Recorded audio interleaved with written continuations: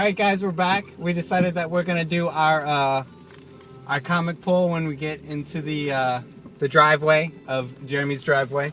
Yep. So, yep. Corey got a huge week this week, guys. Yeah, it was very big. Some of the stuff in my pull, like I didn't even ask for, but when I saw them, when I was getting ready to give them back, I was like, you know what? No, because that's the thing Bob does. If he's known you for a while, he knows what you like, and he'll put it in your box for you. Yeah. Without you even asking, because he knows you'll want to read it.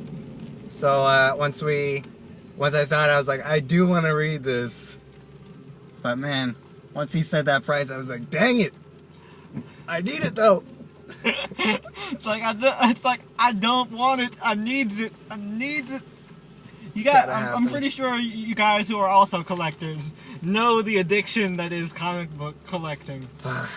Man, I just can't wait. I'm gonna start putting my comics up on the wall like you do, Jay. Oh, cool. You figure are you gonna do like what I do with this, like a central superhero, or just in general put them on your wall? Just in general, put them on the wall. It's gonna be like what is it called when you have a whole lot of pictures? Just like a collage? A collage, yes. My comic collage for the wall. Cool, like how Kat does with her posters? Yes. Except yours won't be a bunch of shirtless dudes. Bunch of shirtless dudes and one spider girl. I'm pretty sure it was like she had Stephen Amell, and then she had that like shirtless Tom Welling, you know, with the S. I'm just like, yo, Kat, dang. Kat loves herself some man service. Yeah, I've heard that Tom Welling's gonna be Superman in that new Supergirl show. Dude, if that happens, that would be so freaking cool. I would love that. Oh my god, dude! Because like the thing that I complained about with Tom Welling, why didn't you wear the costume, bruh? I don't. He should have worn the costume. I just think that was just something he wanted to do for publicity. When all he's got to do is put on the costume and. Do you know how iconic that costume is? Like, come on, man. Tom Welling is iconic Superman. Like, I associate Tom Welling with Superman more than I do Christopher Reeves. Really? And yeah, I do. Really? That's a surprise. See, for me, it goes Reeves, Welling, Kane. Because, you know, Chris Reeves is how I got into Superman. Like, I've never been a big Superman fan, except for when I was really, really little. When I was really, really little, I loved Superman. And I like Superman, and he's actually a hero I very much look up to. But I'm not like a fanboy for Superman. Yeah. I really respect his ideals and the way he carries himself. And I like to model myself after Superman, but I don't necessarily connect to Superman. Now, Superboy, I really connect to Superboy. I really connected to 90s Superboy. Because, I mean, he had actual flaws. He had character flaws, and he had maturing that he had to do. Yeah, I connected to 90s Superboy, and then in the 2000s when they did the Young Justice comic series, I loved Superboy and Young Justice, where he was like, you know what?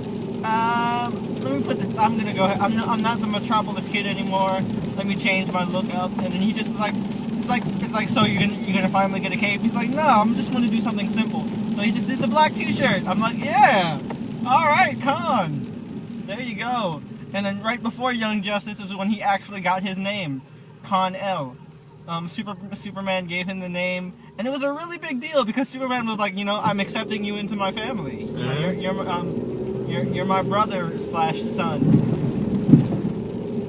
I thought that was cool, and I've always enjoyed that. I'm really excited for the Supergirl show. I'm excited for the Titans show the most. Oh my god, it's gonna be on TNT, right? Yeah, and then I hope Roy shows up because Roy left Arrow. Roy's left Arrow now. So maybe he left Arrow to go to the Titans. Yeah, maybe they'll have, oh man, what? I keep losing my words. A crossover? Yeah, a crossover between WB and TNT. Yeah, just like how they had like the crossover between UPN and... What was the UPN and WB? Hold on. With,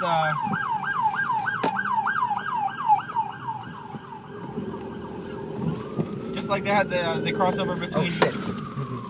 Sorry. Between UPN and WB for when Angel and Buffy were on different networks.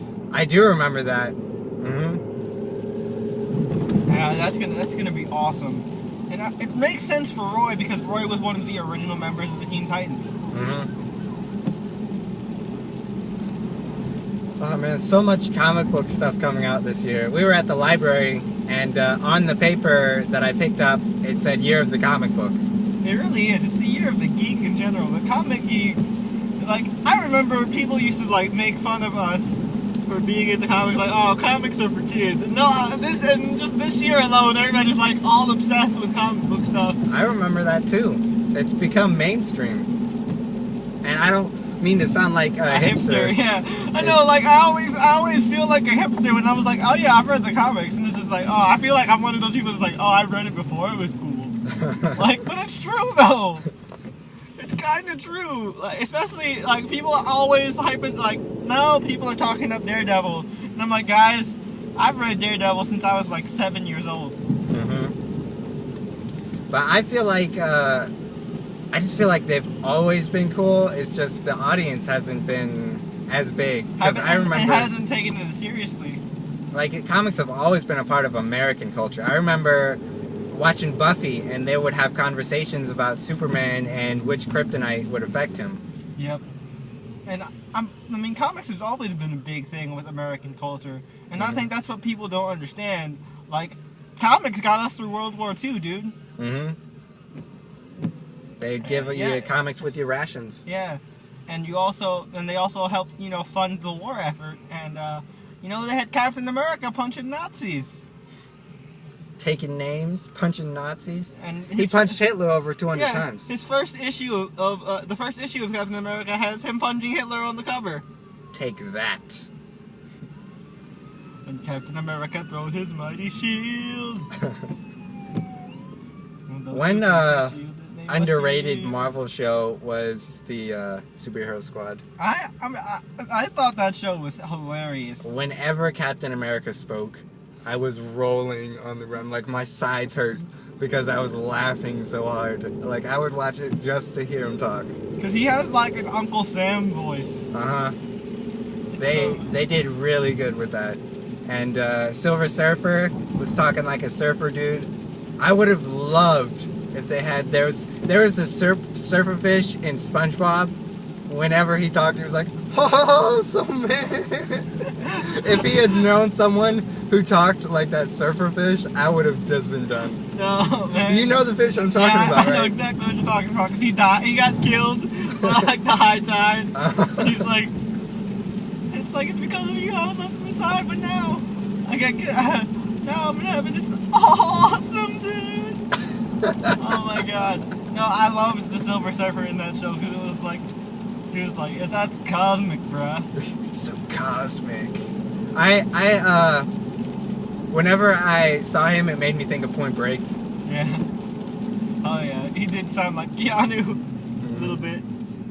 There's nothing wrong with dying, doing what you love, man. No, but dude. Another one I like the Wolverine on the Superhero Squad show. And now he became Captain Canada. That was hilarious. Yeah, just a whole lot of shit happened in that show. I remember, like, my little brothers were watching it, and they liked it, but I was laughing more than them. Because it's one of those things. It was weird, because, like, you'd think that I'd be able to enjoy Ultimate Spider-Man like that, but I don't. I don't enjoy it as much as I would hope I would. That's because we were exposed to way better shows before Ultimate Spider-Man. Like, Spectacular Spider-Man, I don't care how much hate I get, Spectacular Spider-Man is my favorite rendition. That is the best Spider-Man cartoon out there. I love the 90s cartoon to death. But Spectacular Spider-Man just did it right. They had everything. Because, I mean, that's the one thing about the 90s Spider-Man cartoon. They didn't have like every bit of history for a Spider-Man. They didn't have Gwen Stacy or things like that. But Spectacular Spider-Man did. And I would have loved to see them do the death of Gwen Stacy, which Wiseman said probably would have happened in season 2 or season 3. Oh man, and like even when Because they said that they sold the rights to Disney or something. Yeah, when Marvel got the TV rights back after Sony stopped. If anything, I think that they should have just started introducing more Marvel characters instead of making a whole new character. Yeah, what Marvel should have did was they should have just did reruns of Spectacular Spider-Man to catch people up on Disney Channel, and then just do like a continuation. Like they could have did that just as easily. And I remember Joss Keaton was so pissed because there was an episode of Avengers: Earth's Mightiest Heroes where Spider-Man ends up leading the new Avengers like he does in the comics. I saw that episode, yeah. And originally, Joss Keaton actually came in and he recorded his voice for Spider-Man, but they ended up dubbing over his voice with Drake Bell because they had already set up the Ultimate Spider-Man cartoon. Oh man. And Joss Keaton was pissed. I would be pissed. I was pissed. I was like, yo, are you serious? You guys could have did the Spectacular Spider-Man and you chose not to? The guy had the spider flashlight. Everybody loves the spider flashlight. That was one thing I loved about it, because it's so underused in the show, in the comics. They used to use it all the time in the comics. Yeah. The only thing I wish that the costume had, I feel like I'm one of the only people that likes this. I like the underwebbing, like the web wings. And he had that in Spectacular Spider-Man. Yeah. I hope they have the underwebbing in the new Spider-Man costume for the movies. And I hope he has a spider light. If he has the spider light, I'm gonna geek out. That would just be so cool, because that's when, you know, the criminals would know. They'd be like, oh man, I done fucked up. Oops, here's Spider-Man. I should have stayed home tonight. Oh, dude, no, it's gonna be so cool. And I like the fact that they're casting younger and he's gonna actually be in high school. Because I don't understand why people are complaining about him being in high school. Have you not read a Spider-Man comic? Like 75% of Spider-Man's history is him in high school. Him in high school and then going to college. Yep. It's only now that he's an adult that he's not in school anymore.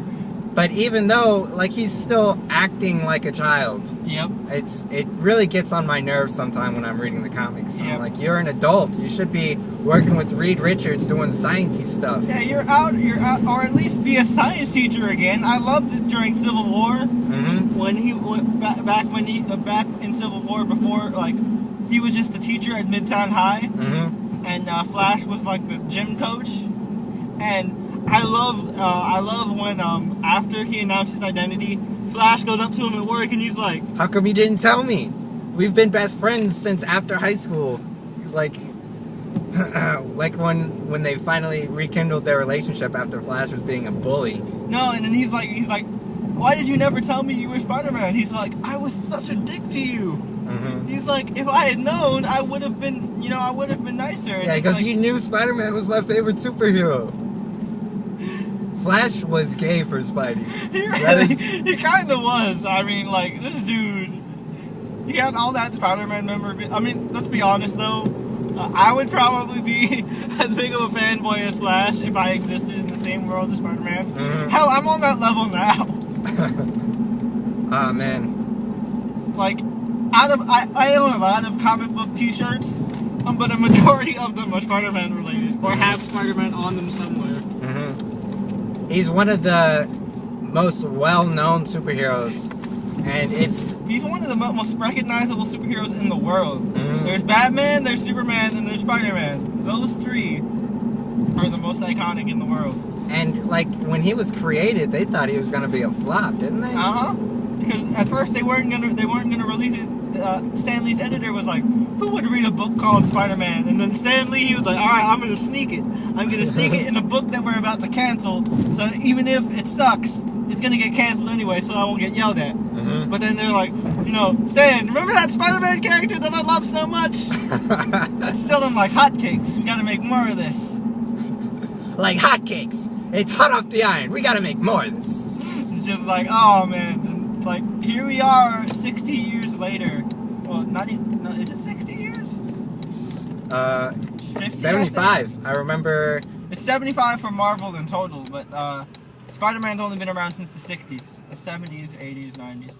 And today. 2010. So, yeah, 50 years, 50 plus years. of the spectacular webhead. It's just so great. Mm-hmm. Love Spider-Man. Like I said, he is my all-time favorite Marvel superhero. Nobody will ever take his spot. But seriously, Spider-Man's awesome. I don't think he should be getting movies as much. I think they should do a Netflix series. He should definitely, like, Spider-Man's nature in general has always been a lot more episodic. Mm-hmm. I mean, he's a street-level hero. Sure, he's done big things, but for the majority of what he does, they're street-level, and they're episodic because he's dealing with constant problems. Yeah, and that's why I like Spider-Man 2 is a great movie, but I feel like you need more time with Spider-Man. Mm-hmm. And that's the whole thing. You need more time to develop the characters and like why he's going through whatever it is that he's going through. Yep. Alright guys, so we're here at my house, so we are going to go ahead and show the halls now. Alright. Okay, so... see if I can pull this out. Alright, so here's mine. Mine's a lot smaller than Corey's, so I'm going to go first. It has begun. Mortal Kombat X issue number 5. Like I told you guys last week, I was hooked on that game, which is why I didn't do as many videos last week, because all I was doing was playing Mortal Kombat. And I am, 35% complete. Getting there. Complete getting there. With a K. I'm getting there. And then here we go. Yeah, Star Wars issue number 4. Love this series so much. This has been fantastic. That Force Awakens trailer got me so hyped that I can't wait to read this. And I hope they come out with something for May the 4th, because, you know, that is Star Wars Day. So let's see what happens here. Vader's on the cover. I really want to know what happens. This series has been so much fun. Guardians of the Galaxy issue number 25. I think this is no longer a Black Vortex issue, but I read some spoilers on the internet, and I don't care that I read spoilers, but spoiler alert for you guys.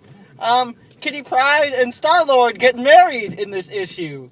And you know how much I love Kitty Pryde, so I'm really happy for Catherine. So, really excited to read this. Alright. Finally found the Peter of her dreams.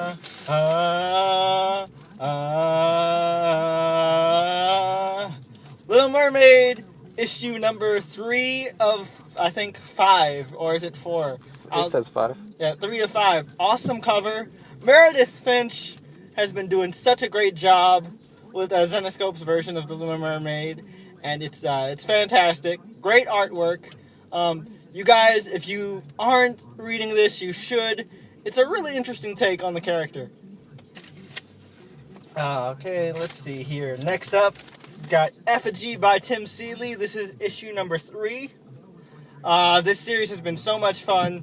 I love the mystery behind it, and the characters are so interesting and just really funny. This has a lot of good humor in it, too. It's a good balance of humor and drama and mystery. Alright, next up we are going into Convergence stuff. New Teen Titans, issue number 1 for Convergence. So excited for this. You see my girl Donna on the cover. I'm so hyped to read this. The man himself, the man, the myth, the legend, Marv Wolfman is writing this. And Nicola Scott is on art. We've got Justice League of America. And I think this is the one with the Martian Manhunter and all them, like all the kind of lower tier superheroes, part of the Justice League of America back when they're in Detroit. So this is gonna be fun. Next one, this is what I was talking about that I actually picked up digitally, but Bob put it in my box, so I decided to go ahead and get it. Batman and the Outsiders. I've already read this. This is a very good book. If you're a fan of this team, definitely get it. It has good artwork, really good characterization for each one of the characters. You feel for each one of them. And I like how Batman just kind of plays the father role and kind of just takes a back seat for this issue. It's really good. It's a good read. Definitely worth picking up. Now we've got Convergence issue number 3. Is Convergence being a weekly thing? It is weekly, yeah. Man, because I've been getting these quickly, and yeah, it's weekly and it's 8 issues, so it's only 8 weeks. At least it's not Batman Eternal where it's 52. But yeah, Convergence issue number 3, awesome cover. Looks like Batman is taking on a bunch of Batman's rogues. So this is gonna be interesting. Got ooh, I didn't even know this came out this week. Black Widow, issue number 16 or 17. Love the artwork by Phil Noto. This is such a good character piece for Natasha. We get to learn more about her past and how exactly she got that red in her ledger. This has just been great suspense, spy, espionage stuff. If you're not reading Black Widow and you like the spy genre, you definitely should. And here we go. Speaking of Spider-Man, Part 2. Yeah, we've been talking about Spider-Man for such a long time in this part of the video. Check that out. He's even got the weapon between his. Yeah, and then we've got. So this is Jerry Conway, Part 2 of Jerry Conway's return to Spider-Man. Spiral, issue number 17.1. And here's the issue that caused all this controversy. All New X-Men, issue number 40. The issue where we find out that somehow Iceman is gay. I don't know how that happened or where this came from. People say they've been speculating for 20 years or so, but even Bob, who has been reading comics for over 20 years, says that's bullshit. So I believe Bob because I never saw it, and I don't know, guys. Let me know how you feel about this in the comments below. Let me know if I'm alone on this. But that's it for my haul, you guys. Now it's time for Corey's big-ass monster haul. Yep. It's about to begin, guys. Let's see what we got here. First thing I got, Deadly Class, Volume 1. Oh, that's a thick-ass volume. Yeah, I was thinking that same thing. And it's only $10. Holy crap. Look at how thick this is. $10. Yo, Image is awesome. I love it. And, I want you to start reading these too. I will definitely read that because you've already read the first couple. You've already read the issues in this, right? A couple of them, yeah. And next up, I got Adventure Time, issue 39. That kind of rhymed. And this is just a great series. It's funny as hell. I love Adventure Time. I love the comic book series. It's good. And I also got Amazing Spider-Man 17.1. We already talked about it just now, and man, got Hammerhead coming through. It's just a great series. I love it. My Convergence issue. We also got different covers again. Oh, cool. Yeah. What's your cover? Oh wait, no, these are the same covers. Usually we get different covers. Jay has gotten Batman the last couple times, and I got Superman. This time, I guess we just both got Batman. I also got Batman and the Outsiders, which we were talking about it earlier. I said I didn't ask for it, but because Jay knows I'd be interested in it, or Bob knows I'd be interested in it, he gave it to me, and I'm excited to check that out. Yeah, like I said, it's a really good book. I think you'll really like it. I got the New Teen Titans. This one is a different cover from what Jay got. I got. Oh, that looks like an homage to the. Oh, that looks like an homage to the original cover. That looks cool. But I like mine too. Yeah, yeah. And the lettering is even the same. Look at that. Yep, the New Teen Titans. I like that. That's cool. Even's got Wolfman right there. I don't know if y'all can see that with the glare. Wolfman. Just amazing. I love it. I also got Swamp Thing.